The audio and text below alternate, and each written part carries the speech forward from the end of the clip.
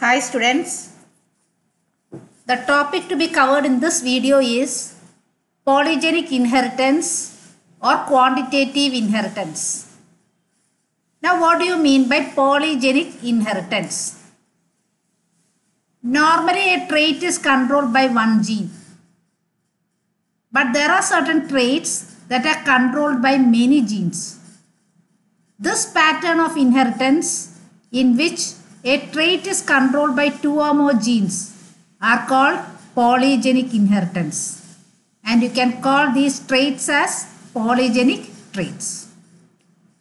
Now why this polygenic inheritance is also known as quantitative inheritance? Here you can see other than genes, the traits are also influenced by environment. So as the trait is due to the combined effect of genes and environment, it is called quantitative inheritance.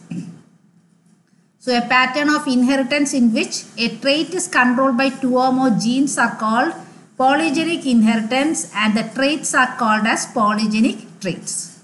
It is also known as quantitative inheritance because the trait is due to the combined effect of genes and environment. Now what are the polygenic traits in humans? Human skin color, human eye color, human height, human weight. These are some examples of polygenic traits. Such traits involve the interaction of more than two genes. Now what determines skin color? In this slide you can see human skin color vary in individuals. And this differences is due to the pigment melanin.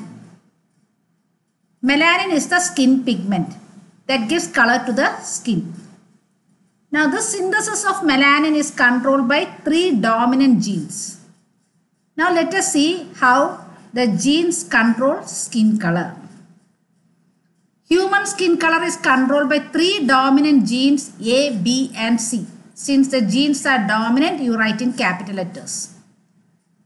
And if all the three genes are homozygous dominant, all the three genes are homozygous dominant, that individual will be very dark.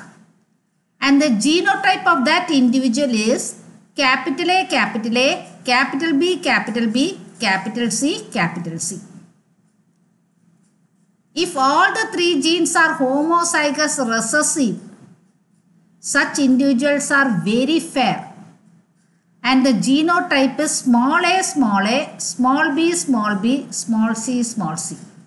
All the three genes are recessive. Now if all the three genes are heterozygous dominant, the individual is intermediate in color. And the genotype is capital A, small a, capital B, small b, capital C, small c. Now let us see how the gene is inherited. Before learning the inheritance, you should know how gametes are formed in polygenic condition. A very dark person having the genotype capital A, capital A, capital B, capital B, capital C, capital C. The gametes produced by such an individual is of one type. All the gametes are carrying capital A, capital B, capital C. If an individual is having the genotype small a, small b, small b, small c, such an individual produces only one type of gamete, and all the gametes are carrying small a, small b, small c. Now in the case of heterozygous individuals, where the genotype is capital A, capital B, small b, capital C, small c. Here you can see 8 types of gametes are produced. So heterozygous individuals produce 8 types of gametes. Of the 8 types of gametes, one is carrying capital A, capital B, capital C, and another one having small a, small b, small c. The remaining 6 gametes, it is easy to understand. Just see here, the first 3 cases, there are 2 dominant genes and only 1 recessive gene. and the remaining 3 cases there is only 1 dominant gene and 2 recessive genes. So in the first 3 cases 2 dominant genes and 1 recessive gene, and in the next 3 cases 2 recessive genes and only 1 dominant gene. So capital A, capital B, capital C. Another type of gamete you can see only the small A is recessive, the other 2 are dominant. In the next case you can see the B is recessive, the other 2 are dominant. In the third case you can see the C is recessive and the other 2 are dominant. Similarly here you can see A is dominant and the other 2 are recessive. Second case B is dominant, the other 2 are recessive. And the third case you can see C is dominant and the other 2 are recessive. So these are the 8 types of gametes that are produced in a heterozygous individual. Now you can see here a cross between a very dark person and a very fair person.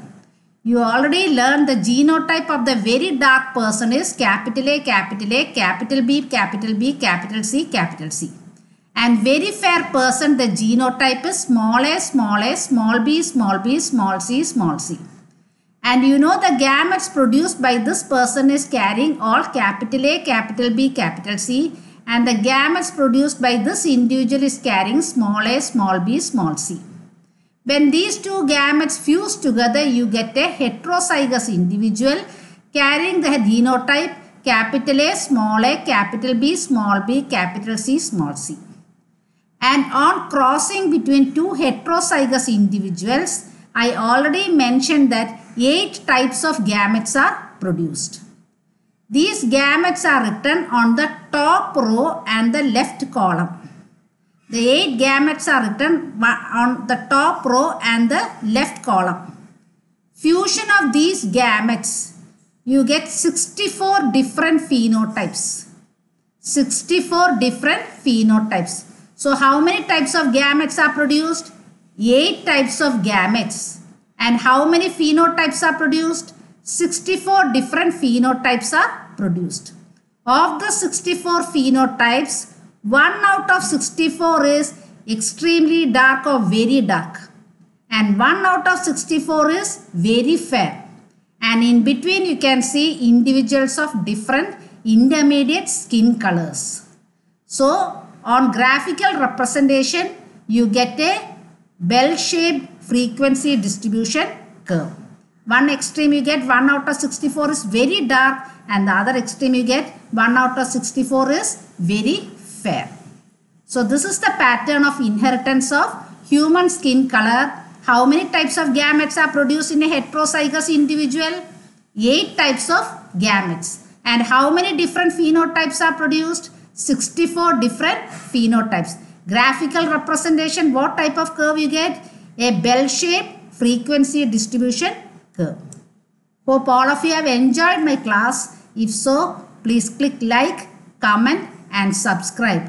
And for detailed notes, please visit my website www.ranipradeep.com.